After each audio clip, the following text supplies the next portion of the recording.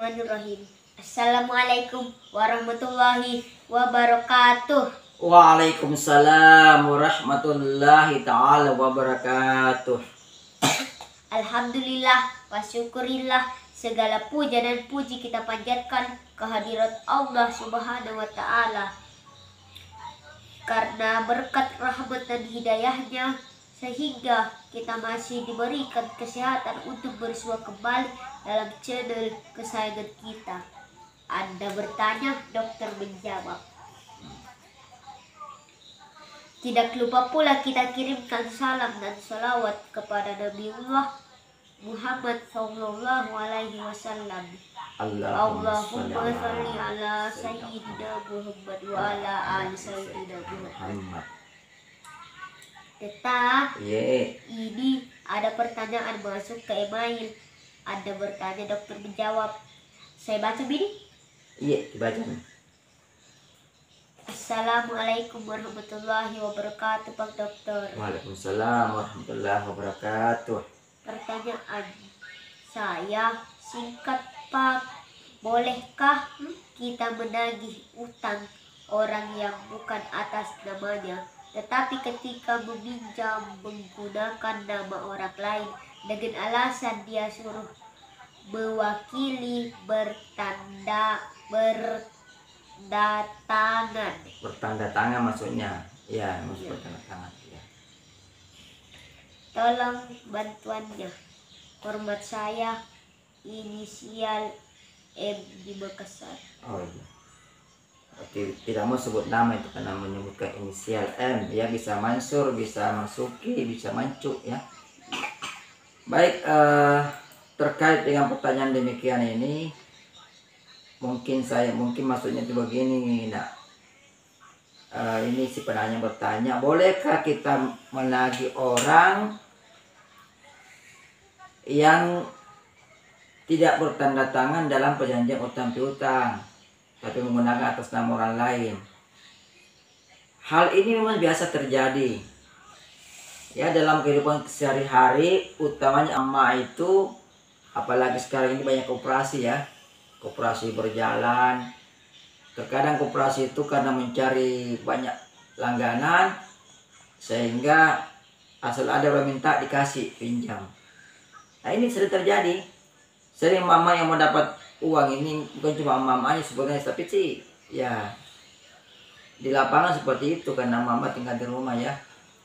Ya, apalagi orang-orang yang punya toko-toko kecil, mau punya modal banyak, biasa dia pakai nama orang. Jadi ini dalam kehidupan sehari-hari nih, biasa dipakai nama orang, ya, alasan ini si anu mau nih, si sana mau, tapi dia mau diwakili tanda tangannya. Nah, pertanyaannya, bolehkah, ya, ditagih? Ya, jadi dia menagih orang yang namanya beda dalam perjanjian, karena yang bertanda tangan juga, ya, yang mau sebenarnya itu suruh orang lain pakai namanya, gitu. Sebelum saya menjawab secara hukum, kita ingin masuk pada logika dulu, ya. Coba saya tanya Demam Mbak begini, ya, ini anak Demam Mbak, saya tanya dulu, kalau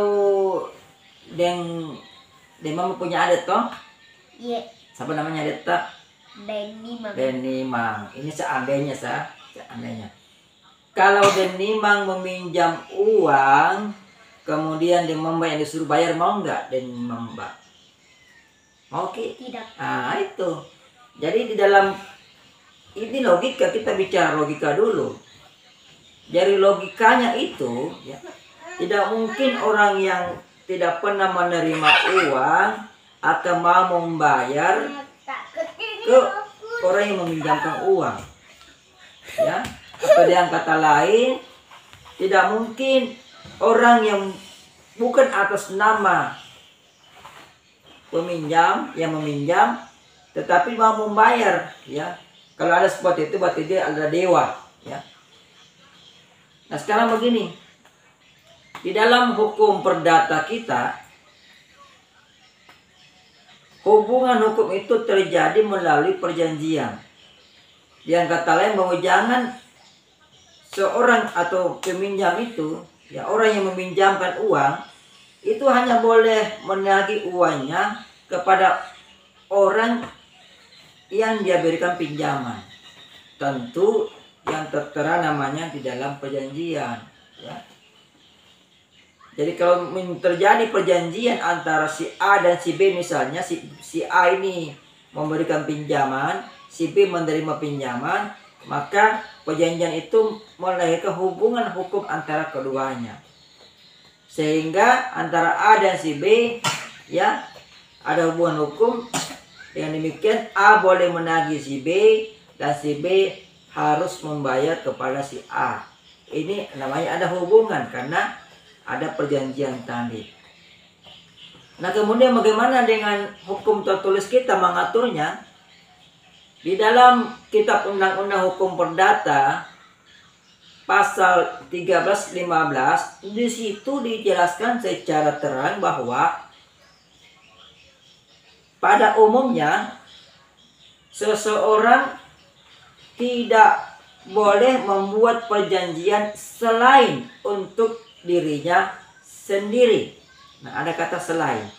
Jadi